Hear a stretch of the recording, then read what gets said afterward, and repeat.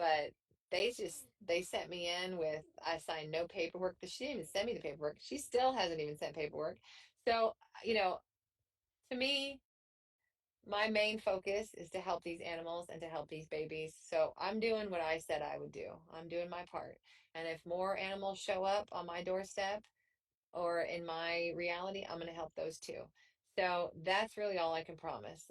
I'm not gonna promise to sign any foster agreements with weird requests for ownership. I'm not gonna do that. I'm gonna save the babies and I'm gonna find them the best homes that we can find. And if anybody wants our adoption applications, they're about 20 pages long and they are worked off of templates that are real and lawyer approved. So nobody can fight with that. Yeah, and you know what? I gotta trust my gut. I'm not a dummy, you know?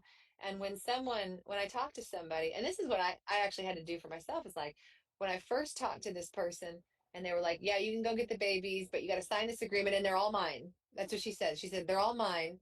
Well, unless you want to keep them. And I was like, this rhetoric just sounds off. You know, if I went to if I went to any of the rescues that I work with and I go, okay, guys, we're going to rescue these donkeys, but they're all mine. I'm like, huh? What are you talking about?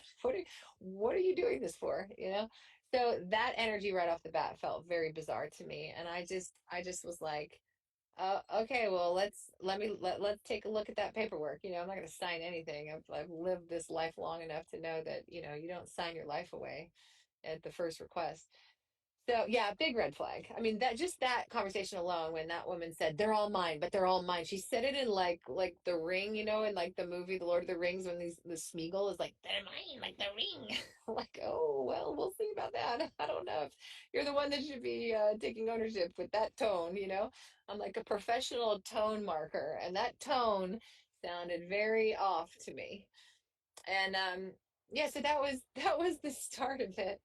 And you know, from there, I've just held my course. I put a protective dome around these babies, and all kinds of people have been trying to, you know, they're like, I want to adopt. I want to. Can I bring? Even that rescue is like, reach out to Moon, and she needs, you know, offer adoption if you're good at refeeding. I was like, what? Are you really trying to adopt these death's door babies from this? I mean, I couldn't even believe that when I saw, and I had all these people then emailing me, hey, you know, we were told we could send in our adoption. I was like, no, these adoptions are not open for these sick babies. Four of them have died in 1 week. I'm like, there's no way.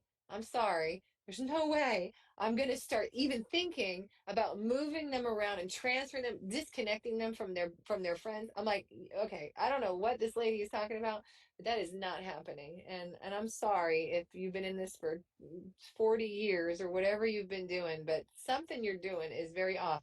Because truthfully, if we're all doing it for the same reason, which should be for the betterment of these animals, no matter who's doing it, you support that. And it's very easy to see what we're doing. I'm very available. If you want to call me, you call me. If you want to text me, ask me, come be a part of it even. Like I don't mind. But if you try to take ownership and then you get very weird and very bashy, then I'm like, there's something else. There's a darkness in there that I don't want to dance with that. So yeah, so that's the fodder, you know. Oh God, don't even get me started. You guys, don't even get me started. Oh jeez.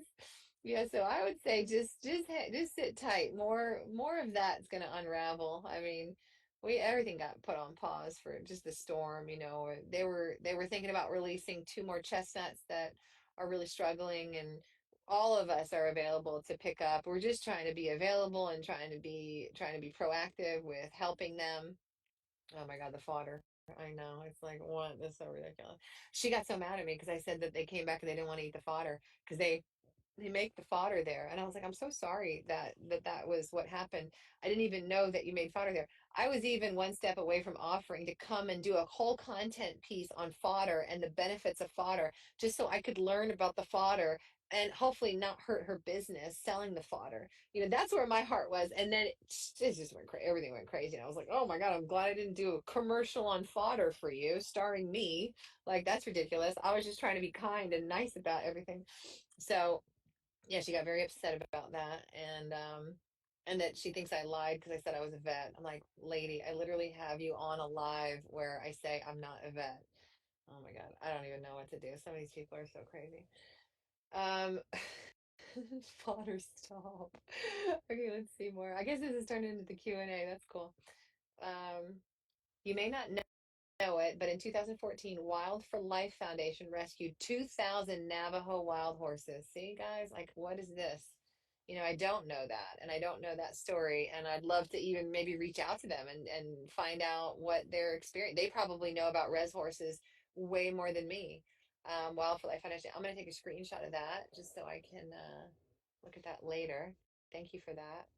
Um, Let's see, can you get the state vet to intervene now that he knows you can move forward? Those places don't get involved. They can't put this in state care. Yeah, I mean it's very possible. We try to talk to everybody, and unfortunately, everybody they're hard to they don't respond on time. This holiday, then the weather, their offices were closed, so there's no one you can really talk to down there when the weather hits and they can't get to work because of a big storm. So no, I mean, I'm hopeful that this relationship with him, blossoms and turns into a very strong working relationship where he's able to call us and we're able to deliver. This was our first one with Shepherd Mountain Rescue and those 13. So, fingers crossed. I'm so glad that we were able to execute it and get it done. And now adopting them out or finding placement in other rescues is the next step to just solidifying that relationship. So that maybe when other things like this do come about, we can call him and he knows we're good for it and he knows we can help and we can get things accomplished faster and then maybe even change some laws in Arkansas. Because what we're running into a lot, especially around this Arabian case, there are no animal cruelty laws in Arkansas. It's blowing my mind. I'm like, what do you mean there's no animal cruelty laws? There's nothing for the horse. There's stuff for dogs and cats, but there's nothing for the horse. And if there is something, it's real muddy. It's not, they can't use it to exact any sort of change or seize animals, or they can't. And I think that's why we've, especially this Kristoff case, it's run into so many roadblocks, is because legally there's not a lot of options to work off of, really. So I know I'm like, huh? I'm coming from LA, where if you even look at someone's dog wrong, you're like gonna get a citation or something. But Arkansas is one of those states, like Arkansas, very other one. It's just a dark hole for animals that it's like carte blanche. And maybe that's why we're here doing what we're doing, is to change that a little bit. All we need is a few California housewives to catch wind of this, and they're like, "That's not okay. We're going to change that." Arkansas, well, I've never even been there, but your animal laws need to get an upgrade. Oh, yeah. Let's see here. Let me go back to these questions here. Uh, um, did you check out the auction places that the transport guy was telling you about? Not yet. Um, they're definitely, I think that's going to be another realm of my rescuing, is going out to these satellite rescues. Um, you know, um, Jessica from Roar, she wanted to take me to Claiborne. I think that's the name of it. It's funny because as I was looking through all the Coggins of all the animals that were rescued this month by Moon Mountain, I had this whole stack and I was looking through like a lot of the direct ships, even some of the donkeys too, to be honest. I was looking and I said, Claiborne, Claiborne, Claiborne, Claiborne. And I was like, oh, interesting. All of these Coggins were done at Claiborne. And that's what Jessica was saying. A lot of the Bowie auction horses, those buyers, they go to Claiborne, they buy them real cheap, $100, $200, and then they bring them to Bowie, and then they sell them $400, $500. So going to Claiborne is one of those steps that cuts out that horse, that Bowie market that's more expensive. So maybe we could go there and rescue the same horses just a step before. And, so again, I'm new, I'm learning all this, but I think that's yeah, you think Talia has been to Claiborne. Claiborne, is that it? It's Claiborne. Okay, so that's all about. Um, yeah, we've got Washington State Sugar Shack works with the Yakima Reservation horses, and they call her for foals. Okay, that's good. Maybe I'll take a screenshot of that. Um, yeah, okay. Well, that's all the questions here in the Q&A spot. Um, Jessica was at Claiborne last night. It's super dark in there, isn't it? Um, let's cross this out here. We did everything. Okay, guys. Well, I mean, this was a great Q&A. There's 200 of us on here right now just to start this off.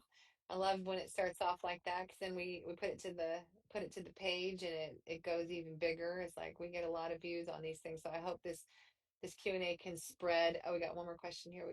Just spread some truth around. What about the SAFE Act? Someone's asking about. So the SAFE Act is interesting, and I've been asking about it too. And I think it's definitely beneficial for the horse, right? It's got a lot of things in it that I think, and I'm not speaking because I've read every line, so don't take me, to be like some sommelier of the SAFE Act.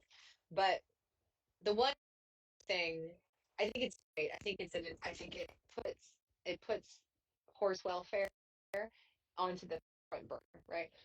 Now, speaking with Talia, even at the auction this past, I asked her about it, and I said, "Well, what's about that?" She goes, "It doesn't matter." And I was like, "No, how would you say that? Don't say that. Like, we need it to matter." And she's like, "It doesn't matter. It's great for the horse. It's great. But why it doesn't matter is that these guys, these people, will figure out a loophole. They'll figure out a way. Okay, so you can't send horses for slaughter, right? The wording. You can't send them. You can't ship them over for slaughter. They will figure out a way to sell horses to Mexico. They'll just sell them. They won't be shipping them to slaughter. They'll be sending them to a dealer, or they'll be shipping them to a dealer. And she's right. You'd have to have a bill that said no horse can cross the border, but that's not going to happen. I mean, how could that? No horse sale, no horse could be sold over the border. But even that, so you think about that, you're like, okay, if there's a way to fix that wording so it safeguards that, they're going to ship regardless. And it sucks. It sucks to hear that because I was like, oh, the Safe Act is going to help everything. And I know we want that to help everything, but I don't know. I don't know if it's the answer. I don't know if it's the end all. I think it's be great. I think it's going to be great to promote horse activity and welfare for the animals, but there's still more to be done. And I don't know what that is, but I want to work on the other side of that. I want to figure out